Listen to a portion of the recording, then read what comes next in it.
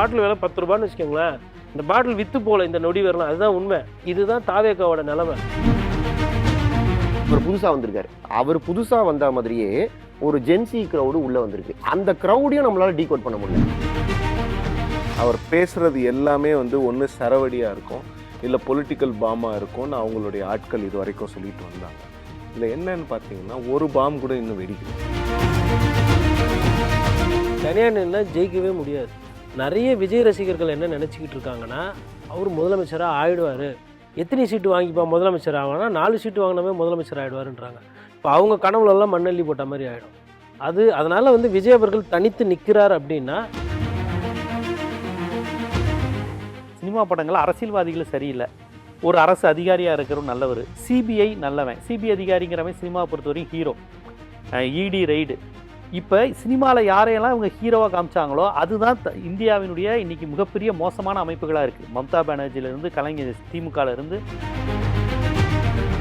அவர் திமுகவை தோற்கடிப்பது தான் அவருடைய லட்சியமாக இருக்குது. தமிழிசை சொல்கிற மாதிரியோ இல்லை பாஜகவில் பல பேர் சொல்கிற மாதிரியோ, தம்பி உன்னால் தனியாக போகாத, தனியாக போனால் ஒன்று நீ தோற்று போயிடுவ, திமுக உன்னால் தோற்கடிக்க முடியாது, எங்களோடலாம் சேர்ந்தாதான் நீ தோற்கடிக்க முடியும்னு தொடர்ந்து அவருக்கு சொல்லிகிட்டே இருக்காங்கல்ல. அது அந்த விஷயத்தில் அவர் யோசித்து பார்க்கலாம், யோசித்து பார்க்கறதுக்கான வாய்ப்புகள் இருக்குது.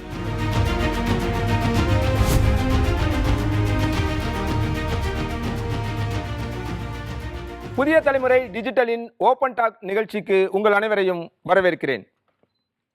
தமிழகம் பெரும்பாலும் இருமுனை தேர்தல்களையே சந்தித்து வந்திருக்கிறது. இந்த சூழலில் தமிழகத்தின் புதிய வரவான தமிழக வெற்றி கழகம் என்ன மாதிரியான தாக்கத்தை ஏற்படுத்த போகிறது என்பது குறித்து இந்த அமர்வில் பேச இருக்கிறோம். நம்மோடு பத்திரிகையாளர்கள் திரு கோட்டீஸ்வரன், திரு சிவப்பிரியன், திரு பிரியன், திரு பார்த்திபன், திரு ஜீவசகாப்தன் இணைந்திருக்கிறார்கள். அனைவருக்கும் வணக்கம்.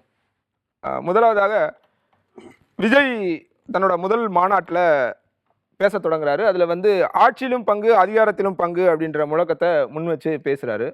இதுவரைக்கும் எந்த கூட்டணியுமே அமையலை அப்படின்னு சொல்கிறாங்க. இந்த சூழலில் இப்போ ஒரு புது தகவல், பிஜேபியோட இணங்கி போக போகிறாரு, அவரோட அலைன்ஸ் வைக்க போகிறாங்க அப்படின்ற மாதிரிலாம் சொல்லப்பட்டு இருக்கு. இது இப்போ என்ன நடந்துட்டு இருக்கு? திரு கோட்டீஸ்வரன், உங்கள்கிட்ட இருந்து ஆரம்பிக்கலாம்.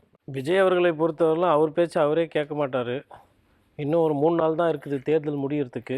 யார் பேச்சு கேட்பாரா இல்லை அவராக எதனா சொல்லுவாரான்னு தெரியல. எல்லாம் யூகத்தின் அடிப்படையில் போகுது. 3 மணிக்கு இன்றைக்கி டெல்லி போகிறாரு, ஃப்ளைட்டில் போகிறாருன்னு அவ்வளோதான் தகவல். ஆனால் ஆந்திராவிலேருந்து பேசுகிறாங்க, ஹைதராபாத் வழியாக பேசுகிறாங்க, டெல்லியிலேருந்து பேசுகிறாங்கன்ற மாதிரி சொல்கிறாங்க. பாஜக அழுத்தம் கொடுக்குதுன்னு கூட சொல்கிறாங்க. அதில் எனக்கு ஒரு சின்ன கருத்து வேறுபாடு. பாரதிய ஜனதா கட்சி அழுத்தம் கொடுக்குதோ இல்லையோ, விஜய் அவர்களுக்கு ஒரு தேவை இருக்குது. விஜயால் தனித்து 214 தொகுதியில் வேட்பாளர் போடுறது சிக்கல். அவருக்கு அந்தளவுக்கு இன்ஃப்ராஸ்ட்ரக்சரோ இல்லை கட்சி கட்டமைப்போ பணபலம் அதெல்லாம் இல்லை. ஆனால் அவர் ஒரு மாயையில் இது பண்ணிகிட்டு இருந்தார். அது இப்போ தான் அந்த ரியாலிட்டி ஸ்ட்ரைக் ஆகவே என்ன பண்ணுறதுன்னு தெரியாமல் இருக்கார். ஆனால் வெளியில் பேசுபொருள், வெளியில் சொல்லப்படுறது எல்லாமே பாஜக அழைக்குது. பாஜக அவரோட சாய்ஸாக இல்லவே இல்லை. பாஜக ஆக்சுவலாக பார்த்தா பிஜேபி ஃபஸ்ட்லேருந்தே அவரோட சாய்ஸ் கிடையாது. அவரோட ஃபஸ்ட்டு சாய்ஸ் அவர் தலைமையில் ஒரு கூட்டணி, அதாவது விசிகா இல்லை நாம் தமிழர் கட்சி அந்த மாதிரி இருந்தது ஆரம்ப கட்டத்தில், கட்சி தொடக்கத்தில். அதுக்கப்புறமா என்ன பண்ணாருன்னா அதிமுக கூட அவர் பேசப்பட்ட மாதிரி ஒரு தகவல். கிட்டத்தட்ட ஒரு சிலர் அதை உறுதியும் செய்கிறாங்க, ஆமாம் அவங்க பேசிக்கிட்டு தான் இருந்தாங்கன்னு. அதுக்கப்புறம் என்ன பண்ணிட்டாருன்னா அவரே முதலமைச்சராக நினச்சி வாழ ஆரம்பிச்சிட்டார். அதுக்கப்புறமா ஸோ முதலமைச்சராக நம்ம ஆகிட்டோம், இதுக்கப்புறம் நமக்கு எதுக்கு ஒரு கூட்டணி, இல்லை நமக்கு எதுக்கு ஒரு 4 பேர் அப்படின்னு அந்த வாழ்க்கை நல்லா தான் போயிட்டு இருந்தது. கரூர் சம்பவத்துக்கு பிறகு என்ன ஆகி போச்சுன்னா அதில் ஒரு சில பல சிக்கல்கள். அப்புறம் யாரோ போய் தூங்கியிருந்தவரை எழுப்பியிருப்பாங்க போல். இல்லைங்க, நீங்கள் கனவுல இருக்கீங்க, தேர்தல் ஒன்று வரப்போகுது, அதில் ஜெயிச்சாதான் முதலமைச்சர் ஆக முடியுன்ற மாதிரி. அதற்கு பிறகு பார்த்திங்கன்னா அந்த அதிமுகவோட அந்த உறவு என்பது இல்லை. அதாவது பிஜேபி கூட்டணி வந்ததுக்கப்புறம் அது துண்டிக்கப்பட்டது. அதுக்கப்புறம் காங்கிரஸை எதிர்பார்த்துக்கிட்டு இருந்தார். காங்கிரஸும் அவர்கிட்ட மறைமுகமாக பேசிக்கிட்டு இருந்தாங்க. அது வெளிப்படையாக ஊடகத்திலுமே பேச ஆரம்பிச்சிட்டாங்க ஒரு சிலர். ஆமாம் அவங்க தொடர்பில் இருக்கிறாங்க, காங்கிரஸ் கூட்டணியை விட்டு போயிட்டு தாவேக்கா தலைமையில் சேருன்ற மாதிரி. ஸோ அப்புறம் அதுவும் நடக்கலை. இப்போ விஜய் நம்பி யாரும் போல், விஜயை முதலமைச்சராக ஏற்றுக்கிட்டு இந்த கட்சியும் போல். ஆனாலும் விஜய் என்னென்னா, நம்மளை நம்பி யாரும் வரலை, நமக்கு ஒரு கூட்டணி அமையலை அப்படின்றது வெளியில் தெரியாமல் இருக்கிறதுக்கு பாஜக அழைக்கிறாங்க, பாஜக அழுத்தம் கொடுக்குறாங்க, பாஜக கூப்பிடுறாங்க அப்படின்றாங்க.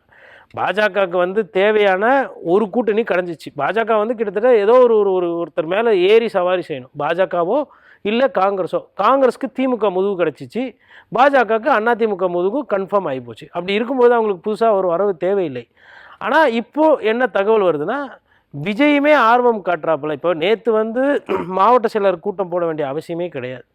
ஏன் நேற்று இல்ல, இந்த அழுத்தம் காரணமா தான் மாவட்ட செயலாளர் கூட்டம் போட்டாங்கன்னு சொல்லப்படுது. இப்போ நான் அடுத்து இப்போ டெல்லி நீங்க தான் குறிப்பிட்டீங்க 3 மணிக்கு டெல்லி போகணும்னு சொல்றாரு.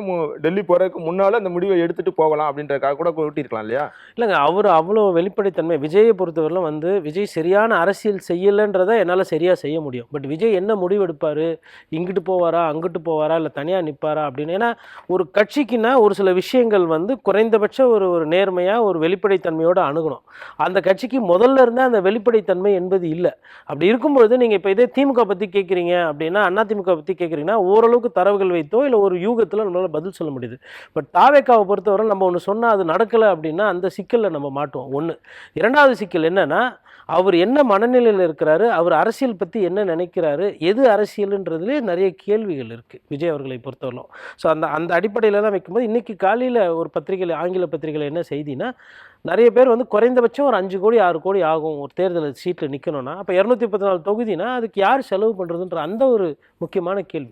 இப்போ இதே கேள்வி வந்து நீங்கள் திராவிட கட்சிகள் கிட்ட கேட்டிங்கன்னா, கொள்ளையடிச்சு நிறைய ஊழல்வாதிகள் ஊழல் குற்றச்சாட்டு காணான்னு 2 திராவிட கட்சிகள்லையும் இருக்கிறாங்க. அதனால் செலவு பண்ணுறதுக்கு, தேர்தல் செலவு பண்ணுறது ஒன்றும் பிரச்சனை கிடையாது. பட் விஜய் அவர்களை பொறுத்தவரையிலுமா எப்பயுமே வந்து ஒரு தாராளமாக இல்லை ஒரு வள்ளல் மாதிரி அவர் கிளைம் பண்ணுறாரு.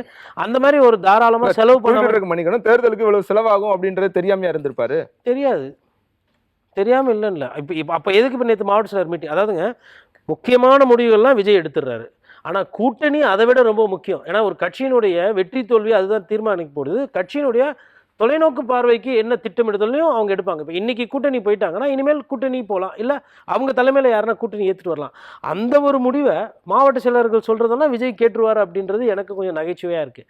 இந்த மாவட்ட செயலர் கூட்டம், இந்த பொதுக்குழு, செயற்குழு, இது எல்லாமே வந்து ஒரு கண் துடைப்பு. அதாவது எலெக்ஷன் கமிஷன் ஆஃப் இந்தியாவில் சொல்லுவதற்கோ இல்லை ஒரு அஜெண்டாவை செட் பண்ணுறதுக்கோ. ஏன் விஜய் இந்த முடிவு எடுத்தார் அப்படின்னா, எங்கள் மாவட்ட செயலர் சொன்னாங்க, எங்கள் கட்சிக்காரங்க சொன்னாங்க, அதனால் நான் செஞ்சேன், வெளியில் சொல்கிறதுக்கு இது உதவும், அவ்வளோதானே தவிர்த்து மற்றபடி இது வந்து ஒரு சம்பிரதாயம், இது வந்து ஒரு கண் துடைப்பு. விஜய் முடிவு எடுத்துட்டாருன்னு சொல்றீங்க? விஜய் வந்து முடிவு எடுத்திருக்கிறாரு. பட் மேலே அங்கே என்ன பேச போகிறாங்க? ஏன்னா விஜயோட எண்ணோட்டங்கள் எனக்கு வர எல்லாமே கசியப்படுற செய்தி தான், இல்லை செவி வழி செய்தி. அது எந்தளவுக்கு உண்மைத்தன்மை இருக்குன்றது ஒரு கேள்விக்குறி. அதோடு சேர்த்து தான் நான் இதை பேச வேண்டியதாக இருக்குது. என்னென்னா, ஒரு காலத்தில் வந்து அவர் முதலமைச்சர் பதவியே கேட்டார். அப்போ அதெல்லாம் வாய்ப்பு இல்லை அப்படின்ற மாதிரி தான் பேசு பொருளாக இருந்தது. அதுக்கப்புறமா வந்து இல்லை எனக்கு வந்து 100 சீட்டு கொடுங்க, 80 சீட்டு கொடுங்க அப்படின்னுமா, இல்லைங்க வேணாம் நீங்கள் தனியாகவே 234 நில்லுங்க அப்படின்ற மாதிரி ஒரு சிலர் பேசப்பட்டது. இப்பொழுது அவரோட அந்த பேரத்தை அவர் குறைத்து வந்தால் சேர்ப்பாங்க. இன்னொரு செவி வழி செய்தி என்னன்னா, அவர் ஒருவேளை கூட்டணிக்கு போனால் அவரை மத்திய அமைச்சராக கூட ஆக்கி விடுவாங்க அப்படின்லாம் வருது. இதெல்லாம் வந்து சும்மா கிளப்பி விடுறாங்களா இல்லை உண்மையா அப்படின்றது விஜய் அவர்கள் வாயை திறந்து சொன்னால் தான் நமக்கு தெரியும். அது வேறலாம் அவரும் சொல்கிற மாதிரி தெரியல. அவர் என்ன பண்ணுறாருன்னா, அமைதியாக இருந்து, இப்போ இந்த ஒரு பாட்டில் இருக்குது, இந்த பாட்டில் விலை 10 ரூபான்னு வச்சுக்கோங்களேன். இந்த பாட்டில் விற்று போகல இந்த நொடி வரலாம், அதுதான் உண்மை. என்ன பண்ணுறான், இந்த பாட்டில் 100 ரூபா, அதனால் வாங்க ஆள் இல்லை, இந்த பாட்டில் இன்னும் கொஞ்ச நாள் வச்சா 200 ரூபா போகணும், இப்படி ஒரு விளம்பரம் போயிட்டுருக்கு. அடிப்படையில் இந்த பாட்டில் விற்று போகல. இதுதான் தாவேக்காவோட நிலைமை. இன்னும் 3 நாளில் வந்து தேர்தல் அறிவிப்பு வரும்ன்ற மாதிரி எதிர்பார்க்குறோம். அநேகமாக திங்கட்கிழமை இல்லை சிவபிரியன் அவர்கள் டெல்லியில் இருந்து நிறைய மேபி டீட்டெயில்ஸ் தெரிஞ்சிருக்கும் எப்போ தேர்தல் வரும்னு. இன்றைக்கி தேதியில் தாவேக்காவுக்கு கூட்டணி இல்லை, தாவேக்கா தனித்து விடப்பட்டிருக்கு. நைட்டு என்ன ஆகும், இல்லை ஒரு 2-3 நாளில் என்ன ஆகுன்றது எனக்கு தெரியல. ஏன் தெரியல, இல்லை ஏன் அதனால் டீகோட் பண்ண முடியல அப்படின்னா, ஒரு பத்திரிகையாளர்கள் தாவேக்கா போன்ற ஒரு கட்சி கணிப்பதோ இல்லை ஒரு விஷயத்தை கருத்து சொல்கிறதோ என்பது அவ்வளோ ஈஸியாக இல்லை, சுலபமாக இல்லை. இப்போ தேமுதிக வந்து தேசிய முற்போக்கு திராவிட கழகம் திமுக கூட்டணி போனாங்க. ஏன் போனாங்க, எதுக்கு போனாங்கன்னா நம்ம அழகாக சொல்லலாம். ரொம்ப நாளாக வந்து பல வருடங்களாக வந்து சுதீஷ் அவர்கள் வந்து எம்பி ஆகணும், டெல்லிக்கு போகணும்னு அந்த ஆசை இருந்தது. அவங்க இங்கேயும் பேசுவாங்க, அங்கேயும் பேசுவாங்க, அங்கேயும் பேசுவாங்க. எங்கே அவங்களுக்கு வசதியாக இருக்கோ அங்கே போய் சேர்ந்துருவாங்க. இப்போ சிபிஎம்க்கு சீட்டு கம்மியாக கொடுக்குறாங்க, அதனால் சிபிஎம் கூட்டணி விட்டு வெளியே போகுதா அப்படின்னா 100 விழுக்காடு நான் சொல்லுவேன் சிபிஎம் தனித்து நின்னால நிற்பாங்களே தவிர்த்து மாற்று இடத்துக்கு போய் கூட்டணி நிற்க மாட்டாங்க. ஏன்னா பாஜக எதிர்ப்புன்றதுல 100 விழுக்காடு தெளிவாக இருக்காங்க. இப்போ இதே நாம் தமிழர் கட்சியும் தனியாக தான் இருக்கிறாங்க. அவங்களையும் நிறைய பேர் கூப்பிட்டுருப்பாங்க, பேசியிருப்பாங்க. இந்த மாதிரி தாவேக்காவை டீகோட் பண்ண முடியாது. டீகோட் பண்ண முடியாது. காரணம், அவர் வந்து ஒரு சினிமா தலைவராக, ஒரு சினிமா ஸ்டாராக ஒரு கதை கேட்குற மாதிரி எல்லாருக்கிட்டையும் கதை கேட்டுட்டு இருக்காரு. வாங்க விசிகேல இருந்து வரீங்களா, எப்படி இருக்குது, சேர்ந்துக்கலாமா, ரைட்டு. அப்புறம் அண்ணன் சீமா எப்படி இருக்காரு, சேர்ந்துக்கலாமா, எப்படி இருக்கீங்க. அதுக்கப்புறம் காங்கிரஸ் வந்து அப்படியா, ஆனால் காங்கிரஸ் கிட்ட ஆசைப்பட்டது உண்மைதான். அது மாதிரி எல்லாரும் டைரக்டரும் போய் கதை சொல்லும்போது அவர் கதை கேட்பார். அப்புறம் ஹீரோ எந்த படத்தில் நடிக்க போகிறாரு, எப்போ நடிக்க போகிறாரு, எப்போ கால் சீட்டுன்றது அவர் தான் முடிவு பண்ணுறாரு. ரைட், தொடர்ந்து பேசலாம். திரு பார்த்திபன், உங்களோட பார்வை என்ன இதில்? அவர் கோட்டீஸ்வரன் சொல்கிறதோட நான் உடன்படுறேன். அவரை டீகோட் பண்ணுறது சிரமம் தான். ஏன் சிரமம் அப்படின்னா, நம்ம எப்படி டீகோட் பண்ணுவோம்? ஒரு கட்சியுடைய செயல்பாடுகளை வச்சு டீகோட் பண்ணுவோம். 2ஆம் கட்ட தலைவர்கள், 3ஆம் கட்ட தலைவர்கள் அவங்களுக்கு நெருக்கமான ஆட்கள் கிட்ட இப்போ ஆஸ் அ ஜேர்னலிஸ்டாக நம்ம பேசுகிறோம் அப்படின்னா, இப்போ ஒரு கலைஞர் என்ன நினைக்கிறாரு, ஸ்டாலின் என்ன நினைக்கிறாரு அப்படின்னா, நீங்கள் நேரடியாக ஸ்டாலின் கிட்ட கேட்க முடியலனாலும் துரைமுருகனுக்கு நெருக்கமான சோர்ஸ்லையோ, இல்லை ஒரு ஏவாவேலுக்கு சோர்ஸ்லையோ, இல்லை பொன்முடி சோர்ஸ்லையோ, செந்தில் பாலாஜி சோர்ஸ்லையோ விசாரிச்சிங்கன்னா, நேற்று பேசும்போது தலைவர் இப்படி சொன்னார், இது பண்ணால் என்னன்னு கேட்டார் அப்படின்லாம் சொல்லுவாங்க. இந்த மாதிரியான கூட்டங்கள் தாவேக்கால் அதிகமாக நடக்காததுனால நம்ம புஷி ஆனந்த் கிட்ட கேட்டு என்ன தெரிஞ்சுக்க முடியும்? அங்கே வந்து இதை டீகோட் பண்ணுறது சிரமம் தான். ஆனால் இன்னைக்கு அவர் கிளம்பி போகிறாரு, அழுத்தங்கள் அதிகமாக இருக்குது, அவர் வந்து பிஜேபி கூட்டணிக்கு போயிடுவாருன்றது தான் இப்போதைக்கு நமக்கு கிடைக்கிற அதிகபட்ச சான்சஸ் அதுக்கு தான் இருக்குது அப்படின்னு சொல்கிறாங்க. ஆனால் இதில் ஒரு விஷயத்தில் நான் முரண்படுறது என்னென்னா, அவருக்கு தெளிவு, அவர் புதுசாக வந்திருக்காரு, அவர் புதுசாக வந்த மாதிரியே ஒரு புது ஓட்டர் க்ரௌடும் தமிழ்நாடுக்குள்ளே வந்திருக்கு. அது வந்து ஒரு தேர்தலில் ஓட்டு போட்டதோ, இல்லை இது வரைக்கும் ஓட்டே போடாத ஒரு குரூப்போ, ஒரு ஜென்சி க்ரௌடு உள்ளே வந்திருக்கு. அந்த க்ரௌடையும் நம்மளால டீகோட் பண்ண முடியல. அதுதான் இப்போ இருக்கிற சிக்கல். இன்னைக்கு காலையில் முதலமைச்சர் வந்து அந்த குட்டி பசங்க 2 பேர் இருப்பாங்களே இன்ஸ்டால, தேவா பிரதர்ஸ், அவங்கள கூப்பிட்டு ரீல்ஸ் போடுறாருன்னா அந்த தேவை ஏன் வருது? அது ஜென்சியுடைய தாக்கம். அந்த க்ரௌடையும் நம்ம விட்டுறக்கூடாது, அவங்க கிட்டே நம்ம போய் சென்று சேரணும் அப்படின்னா அந்த குட்டி பசங்களை கூப்பிட்டு, ஒரு முதலமைச்சருக்கு எவ்வளோ வேலை இருக்கும், அதுக்கு நடுவில் இந்த வேலையை அவர் செய்கிறார் அப்படின்னா தெரிஞ்சுதான் செய்கிறாங்க. அந்த க்ரௌடை நம்ம விட்டுறக்கூடாது, அந்த க்ரௌடையும் அட்ரஸ் பண்ணணும். ஏன்னா விஜய் எப்படி டீகோட் பண்ண முடியலையோ அந்த மாதிரி இந்த ஜென்சி க்ரௌடையும் இது வரைக்கும் யாராலையும் டீகோட் பண்ண முடியல. இது தமிழ்நாட்டில் மட்டும் இல்லை, உலகம் முழுக்கவே இந்த சினாரியோ இருக்குது. இப்போ ரீசெண்டாக நேபாள் பிரதமர் புதுசாக வந்து அந்த பாலேந்திர ஷான்னு ஒரு ரேப் பாடகர் ஜெயிச்சிருக்காரு. பழைய கட்சியெல்லாம் தூக்கி போட்டாங்க, நேபாள் காங்கிரஸ், நேபாள் இந்த கம்யூனிஸ்ட் கட்சியெல்லாம் தூக்கி போட்டு ஒரு புது யங்ஸ்டர் 35 ஆம் ஆத்மி வந்த போதும் இதே மாதிரி தானே சொல்லப்பட்டது. இப்போ அந்த க்ரௌடோடைய எண்ணிக்கை வந்து அதிகமாயிருக்கு. முன்னாடி டிசைடிங் ஃபேக்டர் ஒரு 10% ஆட்கள் அப்படி நினைக்கிறாங்கன்னா நமக்கு பாதிப்பு இல்லை, இந்த 10% விட்டுட்டு கூட நம்ம மற்றவங்கள பார்த்துட்டு போகலாம். இன்னைக்கு அவங்க 40% ஆயிட்டாங்க. 40 வயசுக்கு கீழே இருக்கிறவங்க தமிழ்நாட்டு வாக்காளர் பட்டியலில் பெரும்பாலும் அனைத்து தொகுதிகள்லையுமே 40 விழுக்காடுக்கு நெருங்கி இருக்காங்க ஆவரேஜாக. அந்த ஓட்டை நீங்கள் வந்து தவிர்க்கவே முடியாது. அதனால தான் எல்லாருமே அந்த ஓட்டை எப்படி கவர் பண்ணுறது அப்படின்னு இறங்குறாங்க. அதை டீகோட் பண்ண முடியாத வரைக்கும் இந்த சிக்கல் இருந்துகிட்டே இருக்கும். அதனால தான் காங்கிரஸ் வந்து அவ்வளோ சீக்கிரம் திமுகவுக்கு வந்து ஏன் அவங்க டிவிகே அலையன்ஸ் அவ்வளோ தூரம் கன்சிடர் பண்ணாங்க அப்படின்னா, இதை யாராலையும் டீகோட் பண்ண முடியல. ஒருவேளை இவங்க சொல்கிற மாதிரி 25% இருக்குமோ, நம்ம சேர்ந்தா அது வந்து மதச்சார்பற்ற அணி இவங்க தான்ற கலரில் அது 35-40 வரைக்கும் போயிருமோ அப்படின்றதெல்லாம் ஒரு தயக்கம் இருந்ததுனால தான் காங்கிரஸ் வந்து டிவிகே அலையன்ஸை இவ்வளோ சீரியஸாக கன்சிடர் பண்ணுது. அதனால் என்னுடைய பாயிண்ட் என்னென்னா, அதை ஒரு விளையாட்டுத்தனமான கட்சியாவோ, இல்லை தலைவருக்கே ஒரு பெரிய தெளிவு இல்லை, கூட இருக்கவங்களும் தெளிவு இல்லைன்றதுனால அதை வந்து நம்ம புறம் தள்ளிட்டு போயிட முடியாது.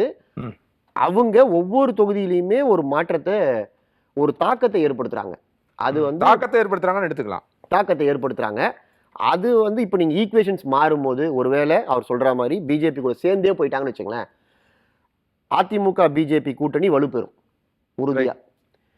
கொஞ்ச நாள் இப்போ டிஎம்கே இப்போ விஜய்க்கு ஓட்டு போடுறேன்னு சொல்கிற 100 பேரில் 100 பேருமே அவர் அதிமுக பிஜேபி கூட போயிட்டாரு, நான் போட மாட்டேன்னு சொல்ல மாட்டான். ஏன்னா அது கொள்கைக்காக சேர்ந்த கூட்டம் இல்லை, அவங்க ஐடியாலஜிக்காகலாம் விஜய் கூட இல்லை. விஜயை பிடிக்கும், ரசிக மனப்பான்மையில் அவரை பிடிக்கும்ன்றனால சேர்ந்துருக்கோம் தான். அவன் தன்னைத்தானே 2 நாள் சமாதானப்படுத்திக்கிட்டு, கூட இருக்க 10 பேர் சமாதானப்படுத்திட்டு, அவன் வந்து இல்லை தலைவர் ஒரு முடிவு எடுத்திருக்காருன்னா ஏதோ ஒரு காரணம் இருக்கும் அப்படின்னு நினச்சி இதில் வந்து இந்த 100 பேர் ஒரு 20-30 பேர் என்னங்க ஏதோ தனியாக இருந்தார், மாற்றம் கொடுப்பாருன்னு எதிர்பார்த்தோம், இவரும் அதே மாதிரி கூட்டையில் சேர்றாரு, இதுக்கு நான் ஏற்கனவே யாருக்கு போட்டனோ அவங்களுக்கே போடுறேன், நான் திமுக தான் போடுவேன், நான் பேசாமல் திமுகவே போடுறேன் அப்படின்னு போயிடுவாங்க.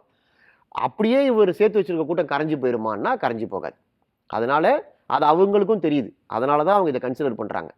நீங்கள் இவர் பிஜேபி கூட்டணியில் சேர்ந்துட்டதுனாலேயே அவருக்கு இருக்கிற அந்த முஸ்லீம் கிறிஸ்டியனில் இருக்கிற ஓட்டு இருக்குல்ல, அவன் அப்படியே போடாமல் போயிடுவானா அப்படின்னா அப்படிலாம் இல்லை. அதில் இருக்கிற யங்ஸ்டரு அவன் தன்னை கிறிஸ்டினாவோ முஸ்லீமாவோ உணரல, அவன் தன்னை ஒரு யூத்தாகவும் அவர் ஒரு யூத் லீடராகவும் உணர்றான்.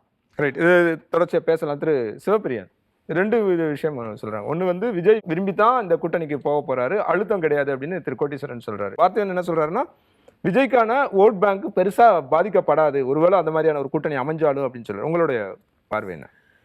இந்த கேள்விகளுக்கு பதில் சொல்றதுக்கு முன்னால விஜயோட அரசியலை நீங்க பார்க்கணும்னீங்கன்னா, இல்ல அதை அவர் டீகோட் பண்ண முடியாதுட்டாரு. இல்ல டீகோட் பண்ண முடியாதுங்கிறது வேற. முயற்சி பண்றாரு.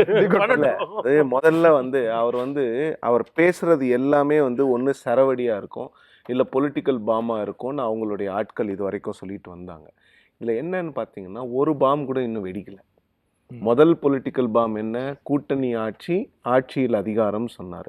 அந்த பாம் போடப்பட்டதே வந்து திமுக கூட்டணியை எப்படியாவது தகர்க்கணுங்கிறது தான், வேற எண்ணமே கிடையாது. ஏன்னா எல்லாருக்குமே இன்னைக்கு வந்து அவங்களுக்கு வந்து ஒரு எய்ம், தமிழ்நாட்டில் இருக்கக்கூடிய அரசியல் கட்சிகளுடைய ஒரு கோல் அப்படின்னு பார்த்தீங்கன்னா அந்த திமுக கூட்டணியை உடைக்கணும். ஏன்னா அந்த கூட்டணி தான் சக்சஷனில் 3 முறை எலெக்ஷன் ஜெயிச்சிருக்கு. இது மாதிரி ஒரு வரலாறு தமிழ்நாட்டில் பெருசாக இல்லை. ஸோ அப்படி இருக்கும்போது அந்த கூட்டணியை உடைக்கணும்.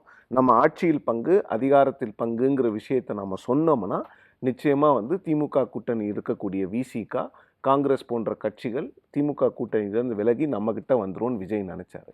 இன்னொரு விஷயம் என்னன்னு பார்த்தீங்கன்னா, அவங்க பேசுகிறது எல்லாமே கொட்டீஸ்வரன் சொன்ன மாதிரி என்னமோ ஆட்சிக்கு வந்துட்ட மாதிரி, அவங்க பேசுகிறது எல்லாமே 35%, 25%, 40%, இன்ஸ்டாகிராமில் வந்து விஜய் அவர்களுக்கு வந்து 10 லட்சம் லைக் வருது 1 மணி நேரத்தில். இப்படி தான் அவங்களுடைய எண்ணங்கள், அவங்களுடைய அரசியல் நகர்வுகள் எல்லாமே வந்து இந்த சோஷியல் மீடியாவை வச்சும் அந்த இன்டர்னல் சர்வேஸ் இருக்குல்ல, அந்த இன்டர்னல் சர்வேஸ் எப்படி எடுக்கிறாங்கன்னு இன்னும் யாருக்குமே தெரியாது. எவ்வளோ பேர்கிட்ட பேசுகிறாங்க, என்னென்ன கேள்விகள் கேட்கப்படுகிறது, அதை அந்த தரவுகள்லாம் மக்கள்கிட்ட கொடுக்கறதே கிடையாது. இன்டர்னல் சர்வேஸுங்கிறது வந்து அவங்க தெரிஞ்சுக்கிறதுக்காக எடுக்கிறத, இந்த சர்வேஸ்லாம் எங்களுக்கு 40% இருக்குது, 30%, கட்சிக்குள்ளேயே 3% சொல்கிறாங்க. விஜய் 30% சொல்கிறாரு, ஆதவர்ஜுனா 40% சொல்கிறாரு, வேற இன்னொரு தலைவர் 25%ங்கிறாங்க. அப்போ எதை நம்புறது? கட்சிக்குள்ளேயே நீங்கள் 3% வச்சுருக்கீங்க, 3 இன்டர்னல் சர்வேஸ் வச்சுருக்கீங்க. நீங்கள் இன்டர்னல் சர்வேஸை வந்து தொகுதியாக போய் எடுக்கிறீங்க. ஓகே, நான் என்ன சொல்கிறேன்னா, விஜய் அவர்களுடைய வாக்கு வங்கி அவர் தனியாக நின்னார்னா 15% 20% இருப்பதற்கான வாய்ப்புகளை நான் பார்க்குறேன். ஆனால் பார்த்திபன் சொன்ன ஒரு விஷயத்தை நான் ஏற்றுக்கிறேன். விஜய் அவர்களுடைய பேஸ் வந்து அப்படியே தகர்ந்துடாது. ஆனால் அதில் வந்து நீங்கள் மைனாரிட்டிஸை பொறுத்த வரைக்கும் என்ன பண்ணுவாங்கன்னா, அந்த பசங்களுக்கு வேணால் அது விருப்பம் இருக்கலாம் விஜய் அவர்களுக்கு போய் ஓட்டு போடணும்னு. நான் வந்து ஒரு பர்சனல் எக்ஸ்பீரியன்ஸை சொல்லணும்னு நினைக்கிறேன். 2024 தேர்தலில் கன்னியாகுமரி மாவட்டத்தில் உங்களுக்கு வந்து பாஜகவில் ஒரு ஹிந்து நாடார் கேண்டிடேட்டு, உங்களுக்கு இதில் பார்த்தீங்கன்னா காங்கிரஸ்லேயும் சரி, காங்கிரஸில் ஒரு ஹிந்து கேண்டிடேட்டு, நாம் தமிழர் கட்சியில் ஒரு கிறிஸ்டியன் மீனவர் கேண்டிடேட்டு, அதே மாதிரி அதிமுகவுலேயும் மீனவர் கேண்டிடேட். நான் பார்க்குற ஒரு 4-5 பசங்க ஒன்றா உட்காந்து பேசிக்கிட்டு இருந்தாங்க. அவங்க கிட்ட கேட்கும் பொழுது, நீங்கள் யாருக்கு ஓட்டு போட போகிறீங்கன்னா, எங்களுக்கு என்ன சீமான் அவர்களுக்கு ஓட்டு போடணும்னு, ஆனால் எங்கள் வீட்டில் எங்கள் அப்பா எல்லாம் வந்து போடக்கூடாதுன்னு சொல்கிறாங்க. ஏன்னு கேட்டால், இந்த தொகுதியை பொறுத்த வரைக்கும் நீங்கள் வந்து நாம் தமிழருக்கோ இல்லை ஏடிஎம்கேவும் ஒரு ஃபிஷர்மேன் கேண்டிடேட்டை கிறிஸ்டியன் கேண்டிடேட் நடத்திருந்தாங்க. இவங்களுக்கு போட்டிங்கன்னா வாக்கு ஸ்பிளிட் ஆகும், அது காங்கிரஸோட வெற்றியை பாதிக்கிறதுக்கு வாய்ப்புகள் இருக்குது. அதனால் நீங்கள் வந்து ஸ்ட்ராட்டஜிக்காக திங்க் பண்ணி போடணும். இந்த பேச்சை வந்து நீங்கள் கன்னியாகுமரியில் நிறைய இடங்களில் கேட்க முடிஞ்சுது. ஸோ அந்த மாதிரி ஸ்ட்ராட்டஜிக்காக திங்க் பண்ணக்கூடிய ஒரு கம்யூனிட்டியாக மைனாரிட்டிஸ் இருக்கிறாங்க. அவங்கள பொறுத்த வரைக்கும் இந்த தேர்தலில் தமிழ்நாட்டில் பாஜக காலூன்றணுமா, அதிமுகவோட பாஜக இருக்கிறாங்க, அந்த கூட்டணி வரணுமா அப்படிங்கிற எண்ணத்துலேயும் ஸ்ட்ராட்டஜிக்காக அந்த கம்யூனிட்டி திங்க் பண்ணுறதுக்கு வாய்ப்பு இருக்குது. ரெண்டாவது, இந்த ஜென்சியை புரிஞ்சிக்கிறது வந்து ரொம்ப கஷ்டம்தான், நான் இல்லைன்னு சொல்ல. அதனால தான் வந்து விஜய் அவர்களுடைய வருகையினால தான் இன்றைக்கி வைப் வித் எம்கேஎஸ் அது போன்ற விஷயங்கள்லாம் திமுக பண்ணுறாங்க. விஜய் அப்படிங்கிற ஒரு உச்ச நட்சத்திரம் வர்றதுனால தான் எதிர்க்கட்சி தலைவர் வந்து கிட்டத்தட்ட 7லேருந்து 8 மாதத்துக்கு முன்னால் பிரச்சாரத்துக்கு தொகுதியாக போக வேண்டிய கட்டாயம் நான் சொல்ல மாட்டேன், சூழ்நிலை அந்த மாதிரி ஒரு சூழ்நிலை இருக்குது. முதலமைச்சர் பார்த்திங்கன்னா விஜய் அவர்கள் அரசியலுக்கு வர்றதுக்கு முன்னாலே ரிவ்யூ மீட்டிங் அப்படிங்கிற பேரில் வந்து நவம்பர் 2024 ஒவ்வொரு மாவட்டமாக வந்து ரிவ்யூ மீட்டிங் போகிறேங்கிற பேரில் அங்கே போய் வந்து அவங்க கட்சிக்காரங்களை சந்திக்கிறது, இது போன்ற விஷயங்களை பண்ணிடுறாங்க. விஜய் ஒரு அச்சத்தை ஏற்படுத்தியிருக்காங்க. இல்லை, விஜய் வந்து பொலிட்டிக்கல் ஸ்பேஸை வந்து டிஸ்டர்ப் பண்ணுறாரு, ஏன்னா அவருக்கு ஆதரவு இருக்குதுங்கிறது தெரியுது.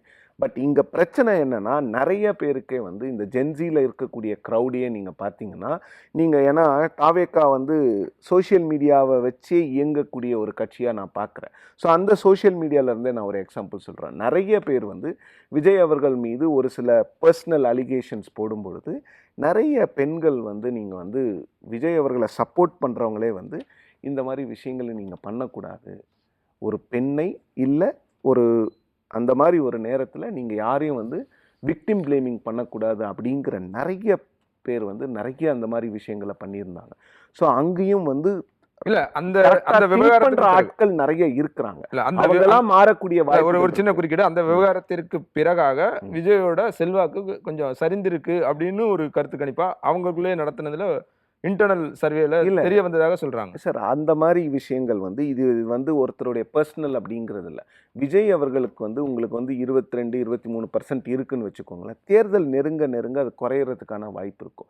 இப்போ நீங்க பாருங்களேன் இல்ல அது கூட 2024 ஒரு காரணமா பிஜேபி கூட சேர்ந்து போகலாம், ஏன்னா செல்வாக்கு குறைஞ்சது அப்படின்னா இங்க சஸ்டைன் ஆக முடியாதுன்னு நினைச்சு அந்த கால் எடுத்துருக்காங்க. பிஜேபி அப்படிங்கிற முக்கியமானது நான் என்ன புரிஞ்சுக்கிறேன்னா, செல்வாக்கு சரிது அப்படி கூடுதுன்றதெல்லாம் தாண்டி தனியாக நின்னா ஜெயிக்கவே முடியாது.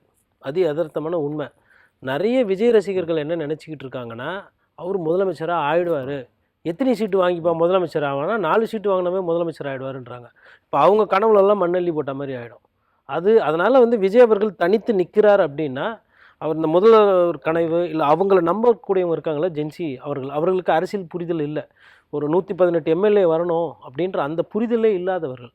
அப்போ அவங்களையும் வச்சு கூட விஜய் வந்து மேபி இதுக்கு மேலே, ஏன்னா அவர் நினச்சதெல்லாம் ஃபெயிலியர். சிவபிரியன் அழகாக கூட்டிகிட்டு காமிச்சார். அவர் குண்டு பிளாஸ்ட், அதாவது குண்டுன்னது அவர் வந்து இந்த பிளாஸ்ட் பாட்டை சொன்னார். பிளாஸ்ட்டு தளபதி விஜய்னு ஒரு பாட்டு இருக்குது. அந்த பாட்டு பார்த்தீங்கன்னா உங்களுக்கு வந்துடும். அதேமாதிரி 20% 30%லாம் சொன்னார். அதுக்கும் ஒரு படம் இருக்குது, 2000 4000 6000 போயிட்டே இருக்கும். கிளைமேக்ஸில் மாமா பிஸ்கோத்துன்ற மாதிரி முடிஞ்சு போயிடும். அந்த மாதிரி இவர் வந்து நிறைய சிவபிரியன் அவர்கள் படம் பார்க்கணும். அப்போ தான் விஜய் டீகோட் பண்ண ஒரு முயற்சி பண்ணார். நானும் பார்த்தேன், எவ்வளோ முயற்சி பண்ணி பார்த்தார், அவரால் முடியல. நீங்கள் படம் பார்த்து ரீல்ஸ் பார்த்தீங்கன்னா தான் டீகோட் பண்ண முடியும். இவர் ஃபுல் டைம் அரசியலை வச்சு டீகோட் பண்ண பார்க்குறாரு அவரோட அனுபவத்தை வைத்து. அது ரொம்ப கடினம், ரொம்ப சிரமப்படுறாரு. இல்ல இன்னொரு விஷயம் என்னன்னா, நீங்க விஜய் அவர்களுக்கு ஓட்டு போடணும்னு நினைக்கிற யங்ஸ்டர்ஸ் எல்லாருமே விஜயை வந்து ஒரு ஃபேன் ஒரு மைண்ட் செட் எப்படி இருக்கும்னா, தலைமை இடத்துல வச்சு தான் பார்ப்பாங்க. ஏன்னா ரசிகர் மனப்பான்மை மட்டும் இல்லை சார். மாஸ்டர் படத்துல விஜய் சேதுபதி வில்லனா இருந்தா ஒத்துப்பாங்க சார். ஆனா விஜய் சேதுபதி படத்துல விஜய் வில்லனா இருந்தா ஒத்துக்க மாட்டாங்க சார். அதுதான் சார் ரசிகர் மனப்பான்மை. அதை வந்து நாம புரிஞ்சுக்கணும். அந்த ரசிகர்கள் தான் விஜய் அவர்களுக்கு அதிகமா இருக்கிறாங்க. அதுல பார்த்திபன் சொன்ன மாதிரி நிறைய பேர் கன்வெர்ட் ஆவாங்க, நான் இல்லைன்னு சொல்ல. பட் அந்த எழுச்சி இருக்குமா, அந்த காஷ் இருக்குமா? விஜய் அவர்கள் வந்து இப்ப சொல்றாருல, நான் தான் முதலமைச்சர் வேட்பாளர்னு சொல்லிட்டாரு. எதுவுமே அவர் சொன்னது எதுவுமே நடக்காது இப்படி கூட்டணிக்கு போனார்னா. ஒருவேளை அவர் கூட்டணிக்கு இன்னும் கூட எனக்கு என்னன்னா, அவர் வந்து ஓரளவுக்கு திங்க் பண்ணி இல்லை நமக்கு வேணாம், இந்த எலெக்ஷன்ல வந்து நாம தனியா போகலான்னு சொல்றதுக்கான வாய்ப்புகளை நான் அதிகமா பார்க்குறேன் பர்சனலாக. ஏன்னா இது என்ன ஆகும்னா, விஜய் அவர்களுடைய பொலிட்டிக்கல் ஃபியூச்சரை வந்து ஒன்றுமே இல்லாமல் பண்ணிடும். முதல் எலெக்ஷன்லேயே நீங்கள் ஒன்று கூட்டணிக்கு போகிறீங்க, இன்னொன்று யாரை கொள்கை எதிரின்னு சொன்னீங்களோ அவங்களோடவே போகிறீங்கன்னும் போது உங்களுக்கு எப்படியாவது ஓட்டு போடணும்னு நினைக்கிறாங்கல்ல ரசிகர்கள். அவங்க எப்படியாவது பார்த்திபன் சொன்ன மாதிரி ஏதாவது ஒரு ரீசனை, ஒரு காரணத்தை அவங்கள தன்னைத்தானே சமாதானப்படுத்தி கொண்டு போட்டுருவாங்க. பட் இந்த மாற்றத்துக்காக உங்களுக்கு போடணும்னு நினச்சாங்கல்ல, அது இல்லாமல் பெண்கள் நிறைய பேர் வந்து விஜய் அவர்கள் வந்து அதிமுக திமுக போர் அடிச்சிருச்சு, 2 கட்சியும் வந்து வேண்டாம், ஒரு புதிய மாற்றத்துக்காக நாம போடுவோம், நாம் தமிழருக்கு போறவங்க விஜய் என்ன கேள்வினா, விஜய்க்கு இது வரைக்கும் போடணும்னு நினைச்சிருந்தவங்க ஒருவேளை பாஜகவோட கூட்டணி போறாங்கனாலும் இதே ஓட்டு சதவீதம் கிடைக்குமான்றதான் கேள்வி. முழுசா கிடைக்காது, நிச்சயமா கிடைக்காது. ரைட், முழுசா கிடைக்காது. ரைட். திரு ஜீவசகர்த்தன், ஒருவேளை பாஜகவோட கூட்டணி அப்படின்றது அவர் விரும்பியோ விரும்பாமலோ அழுத்தமோ ஏதோ ஒரு காரணத்துல பிஜேபியோட கூட்டணி போறாரு அப்படின்னா அது யாருக்கு பலம், யாருக்கு பலவீனம்? பாஜகவுக்கு பலம், விஜய்க்கு டோட்டலாக அவுட். அதாவது விஜய் அவர்கள் தனித்து நின்றால் விஜய்க்கு ஓட்டு போடுறவங்க அந்த ரசிகர்கள் முழுமையாக ஓட்டு போடுவாங்க. அப்புறம் இந்த 2 திராவிட கட்சியும் வேணான்னு சொல்லக்கூடிய ஒரு கூட்டம் தமிழ்நாட்டில் என்றைக்குமே இருக்குது. அது மூப்பனார் காலத்தில் இருந்தது, அன்புமணி நிற்கும் போது நிறைய நேரம் அவங்க வாக்களிக்கிறதே இல்லையே. ஒரு குறிப்பிட்ட சதவீதம் சொல்றீங்க இல்லையா, அவங்க வந்து நியூட்ரலா இருக்குன்னு நினைக்கிறாங்க அல்லது 2 திராவிட கட்சிகள் வேணாம்னு நினைக்கிறாங்க. விஜயை ஆதரிக்கிறவங்க எல்லாம் நல்லா கவனிச்சு பார்த்தீங்கன்னா அந்த மாதிரி பேசுகிறாங்களே, அவங்களாம் அந்த 49 அரசியல் என்பதே ஒரு சாக்கடை, நோட்டாவுக்கு ஓட்டு போடணும், புதுசாக வந்துட்டார் சீமான் நல்லா பேசுகிறாரு அவருக்கு ஓட்டு போடணும், புதுசாக யாராவது வந்துட மாட்டாங்களா, இந்த மாதிரி ஆன ஆட்கள் தான் அவங்களாம். அவங்களுக்கெல்லாம் இதுவரையும் அரசியல்னா என்ன, அரசியலமைப்பு சட்டம்னா என்ன, மாநில சுயாட்சினா என்ன, மாநில உணர்வு எதுவுமே கிடையாது.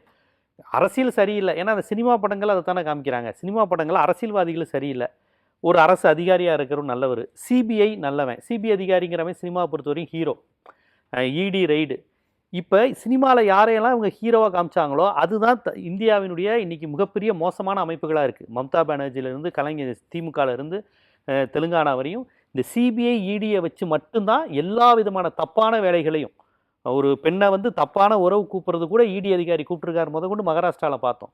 ஆனால் நம்ம தமிழ் சினிமாக்கள் ஆந்திரா சினிமாக்கள் என்ன காமிக்கிறோம், அரசியல்வாதி தப்பானவன் அப்படி ஹீரோ வந்து அப்படி சிபிஐன்னு பயப்படுற மாதிரி பணத்தெல்லாம் பதுக்கி வைக்கிறானோ அவன் ஏதோ சாக்கடையெல்லாம் எட்டி வீட்டை உதச்சி விஜய் நடித்த ஜில்லாவா ஏதோ ஒரு படத்தில் கூட அப்படி காட்சி வரும். ஆக்சுவலி சிபிஐ அதிகாரிங்கிறவங்க ஊழல் ஒழிப்பு அதிகாரிகள்லாம் கிடையாது. சரி, அது டெல்லி சொல்லி எந்தெந்த மாநிலத்தில் நமக்கு எதிராக இருக்காங்களோ அவங்கள அழிக்கிறதுக்கான முகமை அமைப்புன்னு இன்னைக்கு ஆமாம், அது வந்து பைரவா படம். ஆமாம், பைரவா படத்தில் அந்த மாதிரிலாம் வரும். ஸோ ஏன் விஜயகாந்த் படம் எல்லா ஹீரோக்கள் படங்களுமே பாருங்களேன், அரசியல்வாதி கட்டவன் அதிகாரி நல்லவன் கொண்டு வருவாங்க. இது 67க்கு அப்புறம் திட்டமிட்டு உருவாக்கின பிம்பம். ஏன்னா 67க்கு அப்புறம் நம்ம ஊரில் அரசியல்வாதியாக யார் இருந்தால் என்னென்ன மாற்றங்கள் வந்துச்சு, யாரெல்லாம் படித்து நல்ல நிலைமைக்கு வந்தாங்கன்னு தெரியும். ஸோ அதுக்கப்புறம் வந்து பார்த்தீங்கன்னா இந்த மாதிரி இருக்கிறவங்க எல்லாம் மோசமானவங்கிற ஒரு பிம்பத்தை திட்டமிட்டு விசு, பாலச்சந்தர், மணிரத்னம், இந்த மாதிரி கமலஹாசன் மாதிரியான அந்த படங்கள், ஐடியாலஜி படங்கள்லாம் திணிச்சிச்சு. அது ஒரு பிம்பம். அதுக்கு தெரிஞ்சோ தெரியாமலையோ இன்னைக்கு வரையும் அப்படி ஒரு பிம்பம் வந்துருச்சு. இவங்களுக்கு ஏன் எதுக்கு என்னன்னு கேட்க தெரியாதுங்க. எதையோ ஒன்று நம்பிட்டு சினிமாவில் பார்த்துட்டு இவர் வந்தால் ஒரு நாளில் மாறிடும். இந்த சிவாஜி படத்தில் ரஜினி நடக்க நடக்க சென்னையே தமிழ்நாடே சிங்கப்பூராக மாறிடும். இந்த சங்கர் படங்கள் இதெல்லாம் இதை பார்த்துட்டு ஊழல், ரேஷன் கடையில் ஊழல் பண்ணுறாங்க, டிராஃபிக் போலீஸ் ஊழல் பண்ணுறாங்க, இது ஒரு சினிமாக்காரன் வந்து ஒரே நாளில் அடித்து திருத்திடுவான். இதை தானே தவிர இன்றைக்கி நம்ம பேசுகிற பாஜகனுடைய அபாயம் எதுவுமே விஜய் ரசிகர்களுக்கு தெரியாது. அதனால் இவங்க தோழர்கள் சொன்ன மாதிரி பாஜகவோட கூட்டணி வச்சா நமக்கு இருக்கிற மாதிரியான கேள்விகள்லாம் விஜய் ரசிகர்களுக்குலாம் வராது. எங்க அண்ணன் விஜய் சிஎம் ஆவாரா, அவ்வளவுதான். இல்ல அதுதான் அந்த கேள்வி இல்லையே. அவர் சிஎம் ஆவாரான்னு தான் கேட்கிறேன். அப்படியே ஒருவேளை கூட்டணி வச்சாலும் சிஎம் ஆகிறதுக்கான வாய்ப்பு சிஎம் ஆகுறாங்கன்னு சொல்லி கூட பிஜேபி அலையன்ஸ் கொண்டு வரலாம். இப்போ வரையும் எடப்பாடி அவங்க முக்கியத்துவம் கொடுத்துருக்காங்களா? எடப்பாடி தான் சிஎம் ஆகணும், எடப்பாடி தான் சிஎம் ஜெயிக்கு கேண்டிடேட். அதை கூட இதுவரையும் யாரும் சொல்லலையே. டிடி தினகரன் சொல்ல மாட்டேங்கிறாரு, மோடி அமித்ஷா வந்தா சொல்ல மாட்டேங்கிறாரு. சின்னது எடப்பாடி பழனிசாமி நாங்க அப்படிலாம் பேசவே இல்லை அப்படின்னு முடிச்சு விடுறாரு. இதெல்லாம் வரும்னு தெரிஞ்சுதான் அவர் என்ன சொல்றாருன்னா, பத்திரிகையாளர் கேட்கும்போது நேரடியாவே ஏங்க இல்லாததெல்லாம் பேசாதீங்க, எனக்கு தெரிஞ்சு இல்ல, எங்க கட்சியில இல்ல. அவருக்கு உண்மை தெரிஞ்சிருக்கு. அப்ப அவருக்கு தெரியாமையே நடந்துட்டு இருக்கு. எனக்கு வேணான்ற முடிவுக்கு வராரு. பாஜகவும் பேசலங்கிறாரு, நான் மட்டும் இல்ல பாஜகவும் பேசல, எனக்கு தெரிஞ்சு யாருமே பேசலங்கிறாரு. இல்லை, அப்படி ஒரு கூட்டணி அமையும் பட்சத்தில் மோடி அமித்ஷாவுக்கு எடப்பாடியை கொண்டு வரணுங்கிறதுலாம் நோக்கம் கிடையாது. அவங்களுக்கு ஏடிஎம்கே கொலாப்ஸ் பண்ணி பிஜேபி லீடிங் ஆகணும் தான் நோக்கம். விஜயை பார்த்து நீ தான் சிஎம் கேண்டிடேட் கூட சொல்லிக்கப்பான்னு சொல்லப்போ 80ல் நடந்ததில்ல. 80ல் எம்பி சுப்பிரமணியமா கலைஞரா யார் முதலமைச்சர் கேண்டிடேட்னே தெரியல, வந்து ரிசல்ட் தெரிஞ்சதுக்கப்புறம் பார்த்துக்கலாங்கிற மாதிரி சொல்லி படுதோல்வி அடைஞ்சிச்சுல திமுக காங்கிரஸ் கூட்டணி. அது மாதிரி போட்டு குழப்பி விடலாம். விஜய் ரசிகர்களே நம்ம அண்ணன் தாண்டா ஆவார், விஜய் எடப்பாடி ஆக மாட்டாருன்னு அந்த கூட்டணியே கொலாப்ஸ் ஆகக்கூடிய வாய்ப்பு இருக்குது. அப்புறம் இன்னொன்று, சிவபிரியன் சார் ஒரு முக்கியமான விஷயத்த சொன்னார். தமிழ்நாட்டில் மைனாரிட்டிஸ் வந்து வெறுமனே வந்து விஜய் ரசிகர்களாக மட்டும் இருக்கிறாங்கன்னு நம்ம எடுத்துக்க முடியாது. பொலிட்டிக்கலாக ரொம்ப நாலேஜான கூட்டமாக இருக்கும். இன்றைக்கி ஜியோ பாலிட்டிக்ஸ் அதிகம் பேசக்கூடிய சமூகமாக இஸ்லாமியர்கள் இருக்கிறாங்க. இன்றைக்கி ஈரான் போருக்கு அப்புறம் தான் நம்ம எல்லாரும் பேசுகிறோம். இஸ்லாமிய மக்கள்கிட்ட இயல்பாகவே ஈரான், வளைகுடா நாடு அரசியல், அமெரிக்க எதிர்ப்பு அரசியல்ங்கிறது அவங்களுடைய வாழ்வோடு தொடர்புடையதாக இருக்குது. அதனால் இந்த அளவுக்கு ஜியோ பாலிட்டிக்ஸ் பேசுகிற அளவுக்கு இஸ்லாமியர்கள் இருக்கும்போது விஜய் மாதிரி ஒருத்தரை விட்டு பிஜேபி உள்ளே வந்துடும், விஜயெல்லாம் வந்தால் பிஜேபி கருத்துக்கு வந்து எதிர்பார்க்க மாட்டாருங்கிற அளவுக்கு பலவீனமாக இருக்க மாட்டாங்க. இந்த ரசிகர்கள்னு ஒரு கூட்டம் இருக்குங்க, எல்லா மதத்துலேயும் எல்லா சமூகத்துலேயும் அவங்க இருக்கிறாங்க, அதை நான் மறுக்கலை. முஸ்லீம்லேயும் சில பேர்லாம் பேசுகிறாங்க, பருதா போட்டு சில லேடிஸ்லாம் விஜய் ஆதரித்து பேசுகிறலாம் பார்க்குறோம். அது வந்து ஒரு ரசிக மனநிலை தான்.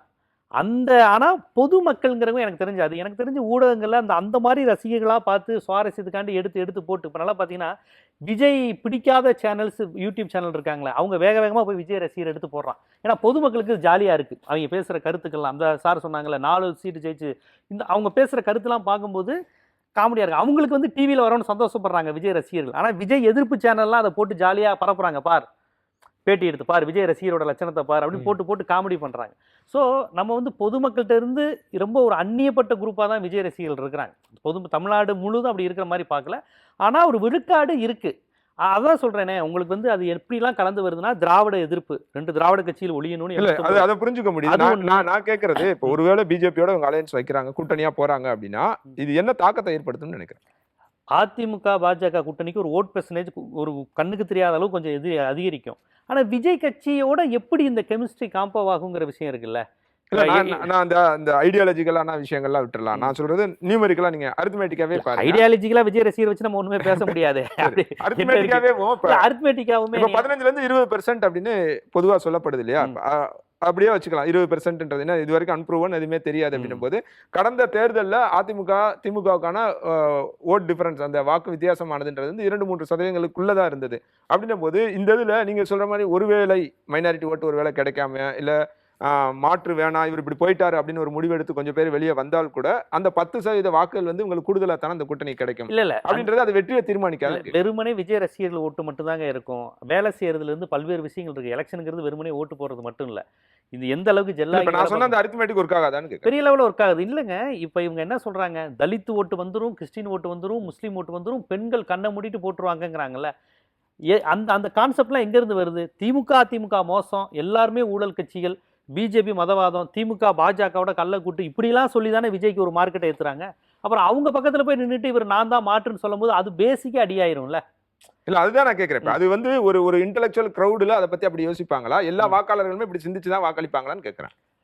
தமிழ்நாட்டை பொறுத்தவரை அப்படி சிந்திப்பாங்க. அதாவது விஜயை வந்த புதுசில் பாருங்களேன், கொஞ்சம் ஓரளவுக்கு எல்லாரும் விஜய் ரசிகர் மனநிலை இல்லை, யாரோ ஒரு புதுசாக ஒருத்தர் வரட்டுமே, இதில் என்ன இருக்குது, அதான் பாஜகவை எதிர்க்கிறேன்னு சொல்கிறாரு, அவர் வரட்டுமே, இப்போ வந்த ஆட்களே வரணுமா அப்படின்னு கேட்டவங்களாம் இருக்கிறாங்களே.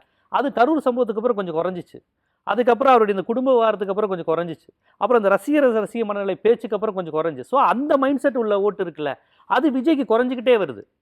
இப்போ கூட்டணி வச்சார்னா அது ரொம்ப குறையும். திரு சிவபிரியன் குறுக்கிட இது ஜீவா சொன்ன ஒரு பாயிண்ட் ரொம்ப நுட்பமான ஒரு விஷயம். விஜய் வந்து இன்னைக்கு வரைக்கும் ரசிகர்கள்கிட்ட மட்டும்தான் பேசிட்டு இருக்கிறாரு. அவருக்கு யாருக்கு அவர் ஓட்டு போடுவாங்கன்னு நினைக்கிறாங்களோ அவங்க கிட்ட மட்டும்தான் பேசுறாரு. அவங்க லாங்குவேஜ்ல தான் பேசுறாரு. ஓம் சக்தி, பராசக்தி, இதெல்லாம் வந்து 40 வயசுக்கு மேற்பட்டவங்கள முகம் சுளிக்க வைக்குதுங்க. இதெல்லாம் நீங்க வந்து என்ன பண்ண போறீங்க? ரசிகர்கள்ன்றது எந்த பெர்சன்டேஜ்ன்றதா சார்? ரசிகர்கள் பர்சன்டேஜ் 40% வரைக்கும் அதை சொல்றாங்க. இல்ல அதெல்லாம் அவ்வளோலாம் இல்ல சார், அவ்வளோலாம் கிடையாது சார். அதெல்லாம் நீங்களும் சொல்லிக்கலாம் சார். நம்ம சொல்லணும்னா நம்ம 80 கூட சொல்லிக்கலாம்ல, அது ஒன்றும் பிரச்சனை இல்லைல்ல. நான் ஒரு பேட்டி வேற செங்கோட்டன் எடுக்கும்போது அவர் சொன்னது வந்து எங்கிட்ட 1 கோடி பேர் வந்து ஓட்டர் ஐடி இருக்கவங்களே ஏடிஎம் கேக்கும் 1.5 கோடி பேர் ஒரு காலத்துல இருந்தாங்க சார். ஜெயலலிதா அவர்கள் இருந்த போது 1.5 கோடி பேர் இருந்தாங்க. 1.5 கோடி பேரும் ஓட்டு போட்டாங்களா? இதெல்லாம் வந்து நீங்க வந்து பாலிடிக்ஸ்ல வந்து ஒரு பெர்செப்ஷனை கிரியேட் பண்றதுக்காக பேசுற விஷயங்கள் தான். நாங்க வந்த உடனே 35% வந்துட்டோம், 40% வந்துட்டோம்னா இப்ப எதுக்கு கூட்டணிக்கு போலாமான்னு நீங்க ஏன் மாவட்ட செயலாளர்களை கேட்குறீங்க? கேட்க வேண்டிய அவசியம் இங்க இருந்து வந்தது.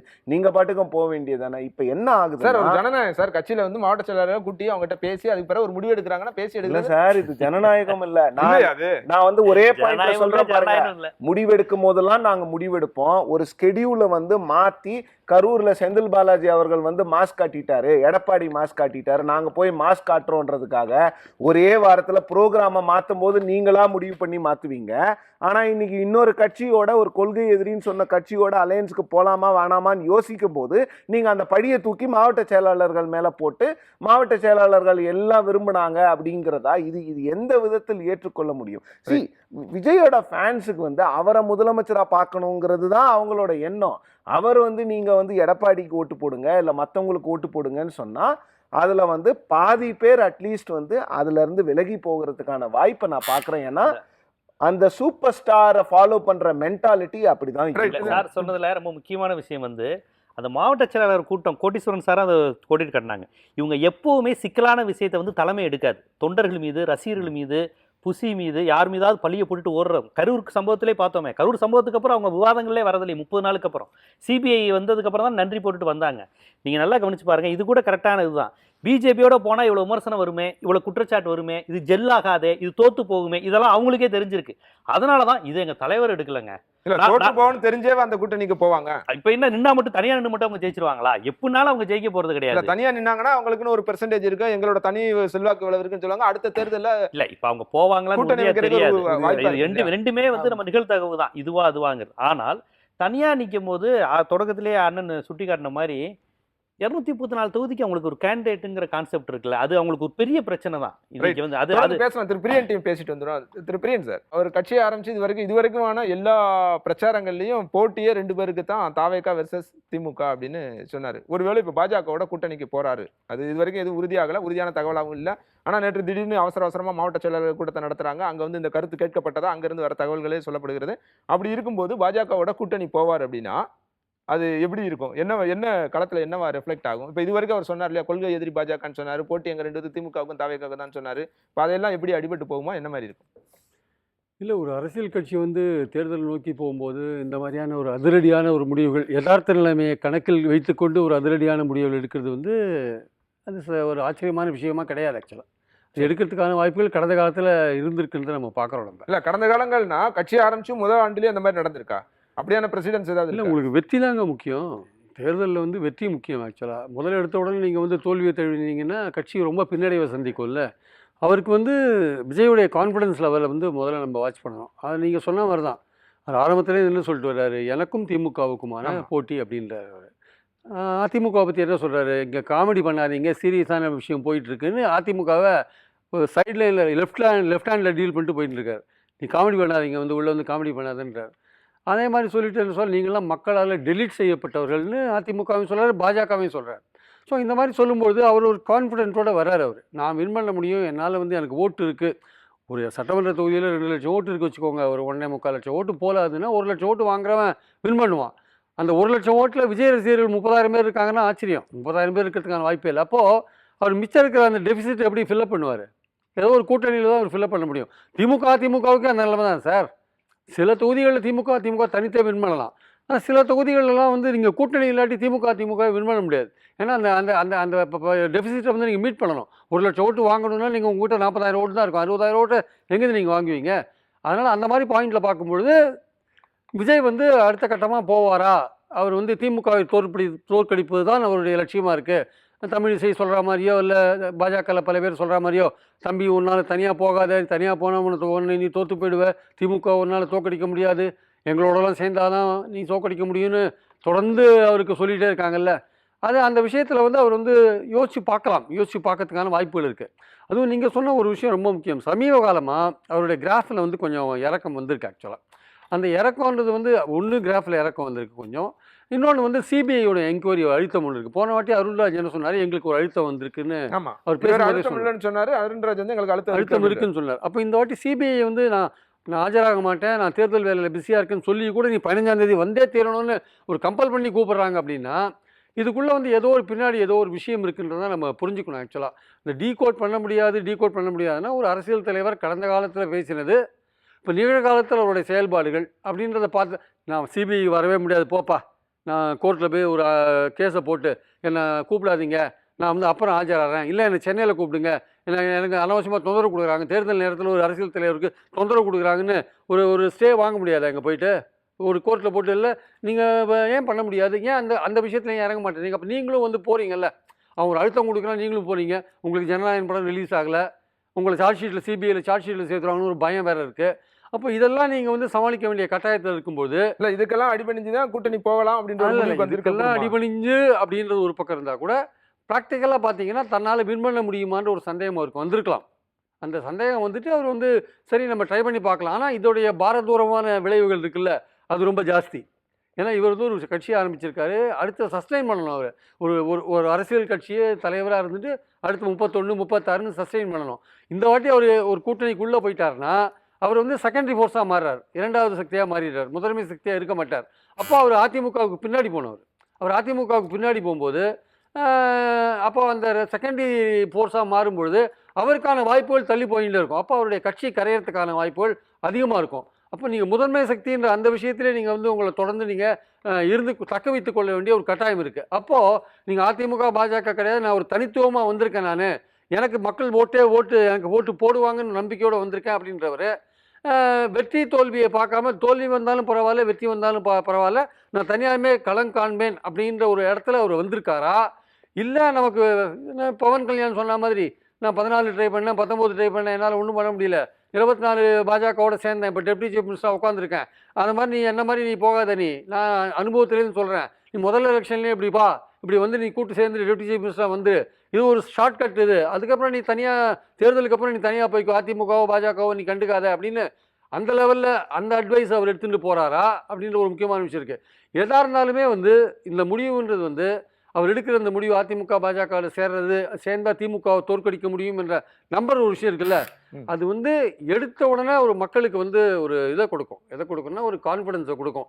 பார்த்த உடனே திமுகவுக்கு சரியான போட்டி வந்திருக்கு அப்படின்னு அந்த பேச்சு வந்து ஒரு வாரம் இருக்கும்.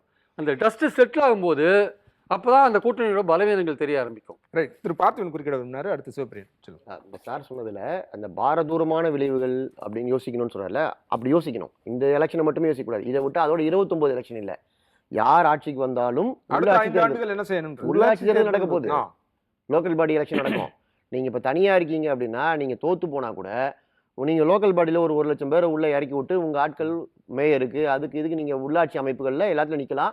இதுல அவர் சொன்னாம 2 லட்சம் ஓட்டுல 1.25 லட்சம் 1.5 லட்சம் ஓட்டு போலாவது. நீங்க 1 லட்சம் ஓட்டு வாங்குறது கஷ்டம்.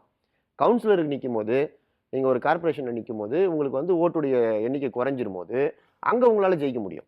நீங்க எம்எல்ஏவா ஜெயிக்கிறத விட ஒரு கவுன்சிலராவது நல்லது. அப்போ நீங்க ஜீரோன்னு வச்சுக்கோங்க. விஜயை தவிர எல்லாருமே தோத்துட்டாங்க. தனியா நிக்கிறாரு, விஜய் மட்டும் ஜெயிச்சாரு, வேற யாருமே ஜெயிக்கல அப்படின்னாலும் ஒரு கட்சியா யோசிக்கும் போது அது ஒரு மிகப்பெரிய தோல்வி. இதுக்கப்புறம் கட்சியை மீண்டு எழாதுன்னுலாம் இல்லை. உடனே உள்ளாட்சி தேர்தல் வரப்போகுது. நீங்க போய் நான் தனியா நின்ன ஃபைட்டு கொடுத்தேன், இப்போ நீங்க ஒன்று மட்டும் ஜெயிப்பீங்க, மற்றவங்களாம் தோத்துறாங்க. உங்களால் தோத்தவர்கள் இருப்பாங்க பாருங்க. இவரால் இப்போ எப்படி நம்ம அமமுக 30 தொகுதியில் அதிமுக போயிடுச்சுன்னு சொல்றோம், அந்த மாதிரி 50 தொகுதியில் வெற்றி தோல்வியை மாறிடுச்சு இவங்களால. இதெல்லாம் உங்களுடைய ஒரு உண்மை. இது இப்போ அன்டெஸ்டடு. உங்களோட உண்மையான பவர் என்னன்றது ஓரளவு தெரிய வரும். உள்ளாட்சி தேர்தலில் நீங்க இன்னும் கொஞ்சம் ஸ்ட்ராங்கா பெர்ஃபார்ம் பண்ண முடியும். யாருமே ஒரே நாளில் ஒபாமா ஆக முடியாது. அது மெல்ல மெல்ல தான் போனோம். அதனால நம்ம வந்து வெறும் இந்த தேர்தலை மட்டுமே மனசுல வச்சு விஜய் உணர்ந்திருக்கிறாரான்னு கேட்கறான். ஒரே நாள்ல ஓவமா ஆக முடியாதுன்றத உணர்ந்திருக்கிறதுனால தான் மத்தியானம் போறாருன்னு நினைக்கிறேன். சரி, ரைட். திரு சிவபிரியன். பார்த்திபன் சொன்ன விஷயம்தான். என்னன்னா நீங்கள் வந்து இந்த தேர்தலில் விஜய் அவர்கள் வந்து தன்னோட இண்டிவிஜுவல் ஸ்ட்ரென்த்தை காமிச்சார்னா அது வந்து மேலும் மேலும் அவருக்கு வந்து வளர்றதுக்கு ஒரு படிக்கட்டா இருக்கும். இந்த எலெக்ஷன் காமிச்சு அடுத்து செல்வாக்க ப்ரூவ் பண்ணி சார் அப்படிதான் பண்ண முடியும். அப்படி இல்லைன்னா நீங்க செகண்டரி பதவி கொடுக்குறாங்க சார், 50 சீட்டு கொடுக்குறாங்க அப்படின்னா நான் அதை ஏன் எடுத்துக்க கூடாது? செகண்டரி ஃபோர்ஸா மாறிடுவீங்க. அது ஓகேனா இப்போ விஜய் கிட்ட இருக்கிற 2 கொஸ்டின் தான் சார். உங்களுக்கு வந்து இமீடியட் கோல் வந்து இமீடியட் கோலா லாங் டேர்ம் கோலா? இந்த எலெக்ஷன்ல திமுக தோக்கடிக்கிறது தான் உங்களுடைய பிரதான எண்ணமா, அல்லது வந்து உங்க கட்சி பொறுத்திருந்து ஆட்சி அமைத்து நீங்கள் முதலமைச்சர் ஆகணுமா அப்படிங்கிறது தான் விஜய் முன்ன இருக்கிற 2 ஆப்ஷன். நீங்க வந்து விஜய் அவர்கள் வந்து 2024 ஒரு பிரகடனம் பண்ணி அதன் பிறகு மாநாடு நடத்தினார்ல, அந்த விஜய் யோசிச்சார்னா 2வது நான் சொன்ன ஆப்ஷன் தான். ஃபியூச்சருக்கு யோசிச்சு அவர் வந்து இந்த தேர்தலில் தனியா நிக்கணும். இல்ல எனக்கு அதெல்லாம் வேண்டாம், திமுக ஆட்சியை நான் வீழ்த்தணும்னு நினைச்சாருன்னா அவர் உள்ள போவார். இதுதான் அவருக்கு இருக்கக்கூடிய ஆப்ஷன். ரைட். திரு பிரியன் கோடி சார். நான் முடிச்சிடுறேன். சரி, அப்படியே ஒரு முடிவு எடுத்து வந்து அதிமுக பாஜக கூட்டணியில் போகிறாருன்னா அதில் அரித்மேட்டிக் மட்டும் இல்லை, கெமிஸ்ட்ரியும் பார்க்க வேண்டிய அவசியம் இருக்குது. அதிமுக தாவேகா கூட்டணின்னு வச்சுக்கோங்களேன், பாஜக இல்லாமல், அது வந்து that will make a difference. அது ஏற்படுத்துகிற இது வந்து எஃபெக்ட் வந்து வேறு. அதிமுக பாஜக தாவேகான்ற அது சொல்கிற கெமிஸ்ட்ரி வேறு ஆக்சுவலாக. அப்போது இவர் வந்து அங்கே போகிறாருன்னா இப்போ அதிமுகவுக்கே இந்த விஷயம் பிடிக்காது. எடப்பாடி ஏன் வந்து கூட்டணியில் யாரும் பேசலைன்னு சொல்கிறாருன்னா நேராக அவருக்கான பாதிப்பு அது. ஆக்சுவலாக அவர் முதலமைச்சர் ஆகிறதுக்கான வாய்ப்பு வந்து பாதிக்கப்படுறதுக்கான வாய்ப்புகள் இருக்குது. ஏன்னா இவர் வந்து டெப்டி சீஃப் மினிஸ்டர் கேட்கலாம், அவர் சீஃப் மினிஸ்டர் நானும் சொல்லலாம், பட் அவர் போட்டி போடுற இடங்களோட எண்ணிக்கை குறைஞ்சிரும். அது 130 ஆகிடும், 140 ஆகிடும், எதாவது ஆகிடும். அது 117 வின் பண்ண முடியாது. அப்போது மக்கள்கிட்ட என்ன ப்ரொஜெக்ட் ஆகும்னா இந்த கூட்டணி வந்து இந்த கூட்டணி சேர்ந்துருக்கிறது வந்து கூட்டணி அரசை நோக்கி போகிற ஒரு அமைப்பு, ஒரு ஃபார்மெட். அந்த ஃபார்மெட் அந்த ஃபார்மெட் அப்போ திமுகவுடைய பிரச்சாரம் என்னவா இருக்குன்னா, இந்த மாதிரியான ஒரு கொள்கை எதிரி ஒரு அவியல் கூட்டணி நீங்க ஓட்டு போட்டீங்கன்னா நாளைக்கு உங்க ஆட்சி பிடிச்சுன்னு பிரிஞ்சு போயிடுவாங்க. ஒரு பக்கம் விஜய் வந்து கொள்கை முழக்கத்தை தான் முதலமைச்சர் அதான் சொல்றாரு, தமிழ்நாடு வெர்சஸ் என்டிஏ தான் போட்டி அப்படின்னு அவர் சொல்லிட்டு இருக்காரு இல்லையா? அப்ப அது வந்து திருப்பி கூர்மையாகும் அது. அப்போ டெல்லியோட அணியில வந்து தாவேகா சேர்ந்துரும். இப்போ டெல்லியோட அணியில் தாவேகா சேரும்போது பாஜகவோட மொத்த லயபிலிட்டி அவர் மேலே இறங்கும். ஆக்சுவலாக எப்படி அதிமுக மேலே லயபிலிட்டி இறங்கியிருக்கோ அந்த மொத்த லயபிலிட்டியும் பாஜக தாவேகா மேலேயும் இறங்கும். அப்போது அது போகும்பொழுது மக்கள் பார்வையில் கூட்டணி ஆட்சி தேவையா இல்லையான்ற ஒரு பிரச்சனை, முக்கியமான பிரச்சனையாக வந்து நிற்கும். ஆக்சுவலாக இது வந்து கூட்டணி ஆட்சி நோக்கி போகிறது, இது கூட்டணி ஆட்சி தேவையா இல்லையா. ரெண்டாவது, அப்படி கூட்டணி ஆட்சி தேவையில்லை, தமிழ்நாட்டு மக்கள் அதை ஒத்துக்க மாட்டாங்கன்றதான் கடந்த காலத்தோட அனுபவமாக நம்ம பார்க்குறோம். நம்ம 80 அனுபவத்தை அதுதான் பார்க்குறோம் நம்ம. ஸோ அதுலேருந்து பார்க்கும்பொழுது குறைவான இடங்களில் ஒரு கூட்டணிக்கு தலைமை தாங்கிற கட்சி போட்டி போட்டுதுன்னா அது தோல்வியை சந்திக்கிறதுக்கான வாய்ப்புகள் நிறையா இருக்கிறத நம்ம பார்க்குறோம். அப்போ இதை திரு எடப்பாடி வந்து விரும்பி தான் அந்த எடப்பாடி விரும்ப மாட்டார். எடப்பாடி விரும்பவே மாட்டார் இந்த விஷயத்தை. ஏன்னா அவருக்கான நாளைக்கே தாவேக்கா என்ன மாதிரி முடிவு எடுப்பாங்கன்னு தெரியாது. ஏன்னா விஜய் வந்து ஒரு அவருடைய முடிவுகள்லாம் வந்து யார் எடுக்கிறாங்க, திசைக்கு ஒருத்தர அட்வைசர் வச்சிருக்காரு, கிழக்குக்கு ஒருத்தர் வச்சிருக்காரு, மேற்கு வடக்கு தெற்கு 4 பேர் வச்சிருக்காரு. அந்த 4 பேரும் வெவ்வேறு விதமாக சொல்லுவாங்க. அவர் என்ன டிசிஷன் எடுக்காருன்னு அவருக்கே தெரியாது, அவர் என்ன செய்கிறாரு அவருக்கே தெரியாது.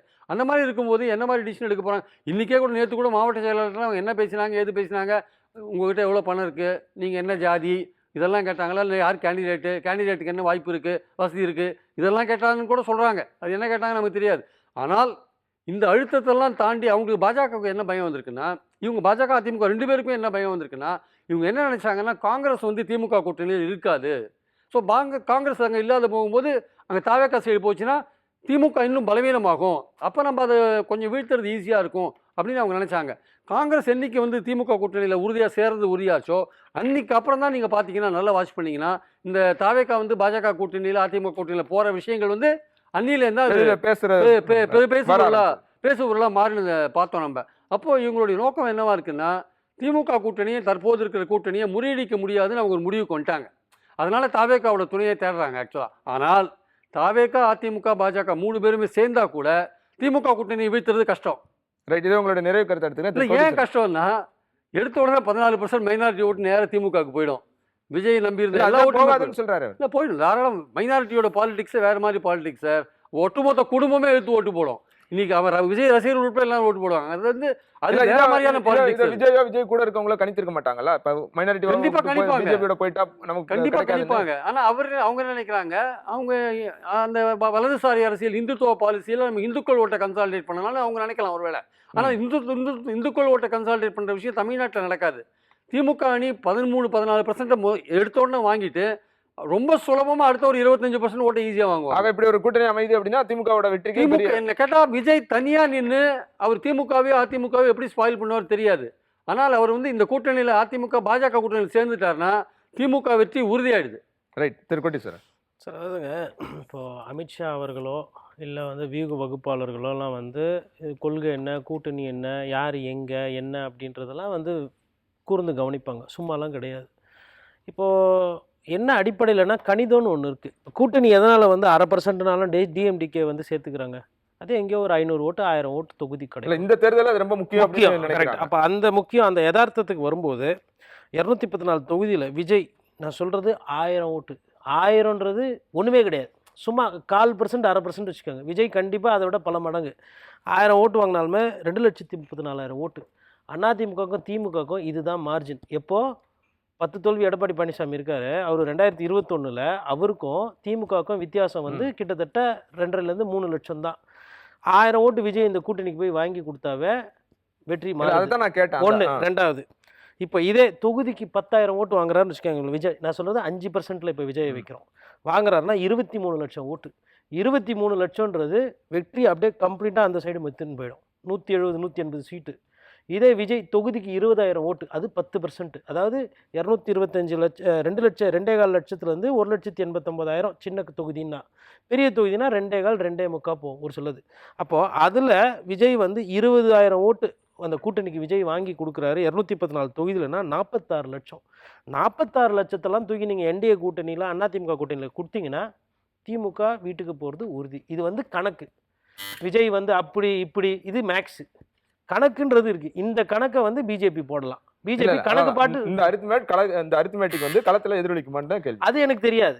பட் நம்பர்ஸ் கன்வெர்ட் ஆச்சுன்னா, ஏன்னா விஜய்ல வந்து 100 பேர் இருக்கிறாங்கன்னு வச்சுக்கோங்களேன், 50 பேர் வந்து இன்னொன்று இப்போ பர்செப்ஷனுக்கே வருவோம். 100 பேர் விஜய் ரசிகர்கள் இருக்காங்க. இந்த 100 பேரில் சிவபிரியன் சொல்கிற மாதிரி, பிரியன் சார் சொல்கிற மாதிரி, ஜீவா சொல்கிற மாதிரி, அவர் சொல்கிற மாதிரி, நான் கூட அதில் ஒரு சில ஒத்து போவேன். இந்த கொள்கை மோடி அவர்களை பிடிக்கல அப்படி இப்படின்னு சொல்லிட்டு 100ல் 50 பேர் கோச்சிக்கிட்டு மாற்றி போடுவாங்களா?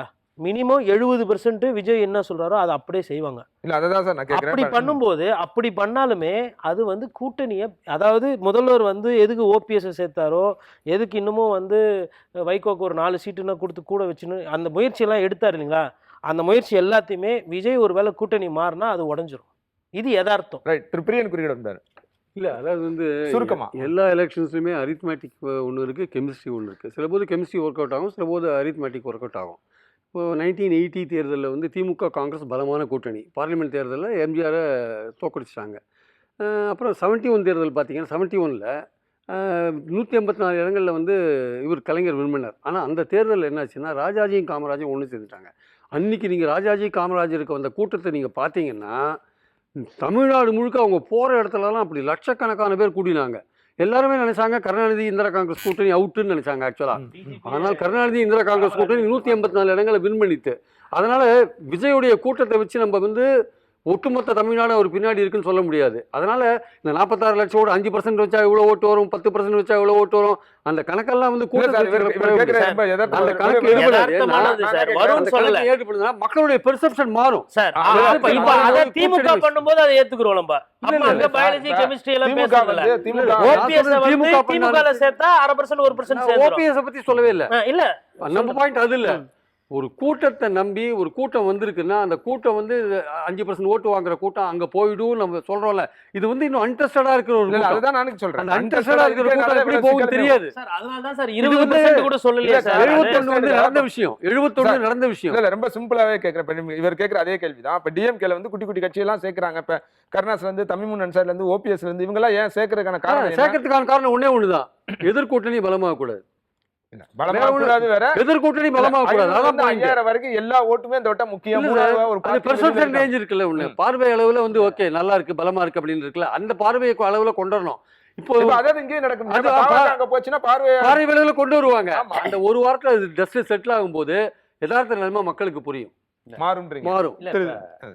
அதாவது விஜயனுடைய ஓட்டுகள் அதிமுக பாஜக அப்படின்னு நம்ம பார்க்குறோம். அது கண்டிப்பாக அதிமுக பாஜக ஓட்டு விஜய்கிட்ட சேர்ந்துச்சுன்னா குறையும். விஜய்க்கு இருக்கிற ஓட்டு அதிமுக பாஜக தான் குறையும். இப்போ நீங்கள் திமுக கூட்டணியில் எதுவுமே நெகட்டிவ் கிடையாது. இப்போ நெகட்டிவ் ஓட்டுங்கிற ஒரு கான்செப்ட் திமுக கூட்டணியில் இப்போ எங்கேயுமே கிடையாது.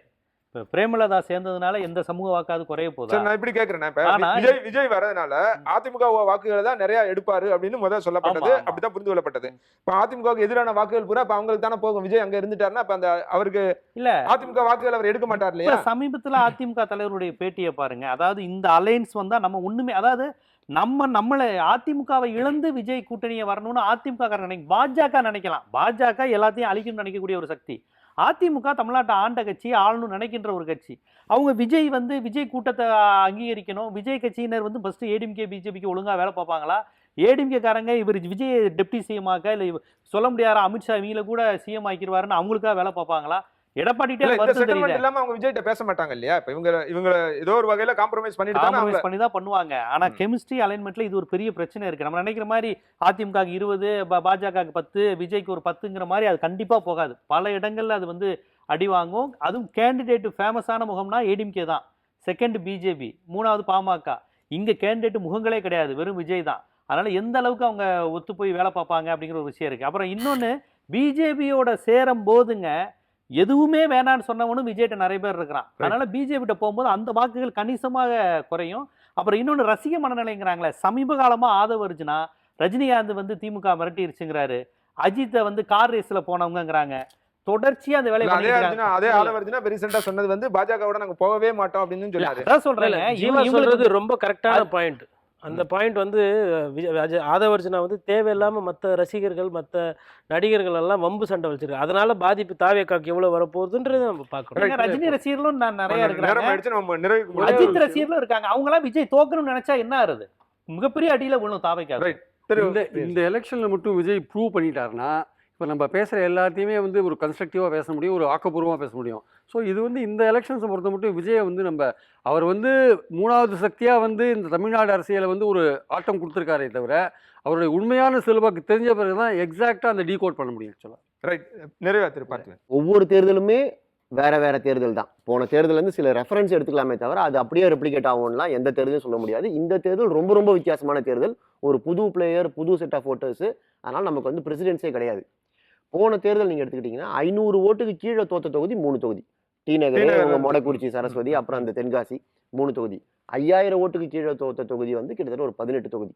சாரி, 1000 ஓட்டு கீழே 5000 ஓட்டுக்கு கீழே தோத்த தொகுதி ஒரு 30 தொகுதி, 31 தொகுதி. இப்போ இந்த முறை அது வந்து அதிகமாகும். அவர் சொன்ன மாதிரி நீங்க விஜய் உள்ள கொண்டு போயிட்டீங்க அப்படின்னா உறுதியா அதிகமாகன்ற தெரிஞ்சுக்கிட்டு தான் டிஎம்கே சின்ன கட்சி எல்லாம் எல்லாத்தையும் நமக்கு தெரிஞ்சதை விட அமித்ஷாவுக்கு அதிகமாக தெரியும். நமக்கு தெரிஞ்சதை விட முதலமைச்சர் மு க ஸ்டாலினுக்கு அதிகமாக தெரியும். அவங்களுக்கு இது வாழ்க்கை. நம்ம பேசி 1 மணி நேரம் பேசிட்டு நம்ம போயிடும். நம்ம வாழ்க்கை வேற. அவங்களோட நடவடிக்கைகளை பாருங்க, எப்படி ரியாக்ட் பண்றாங்கன்னு பாருங்க.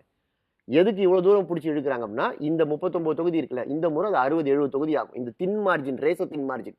அவர் சொன்ன மாதிரி 1000 ஓட்டு அவங்க வாங்கி கொடுத்தா கூட, இப்போ நீங்க சொன்ன மாதிரி விஜய்யே நிக்க போறாங்க, நீங்க விஜய்க்கு எத்தனை சீட்டு கொடுப்பாங்க? அதிகபட்சம் 40 சீட்டு, 50 சீட்டு, மிச்சம் இருக்க சீட்லாம் யார் இல்ல நீங்க 64 இருந்து சொல்றாங்க நீங்க இருங்க சரி 60 சோஷியல் மீடியா பூரா பாத்தீங்கன்னா 60 64 50 70 45 கூட வச்சுக்கோங்க சார். ம்.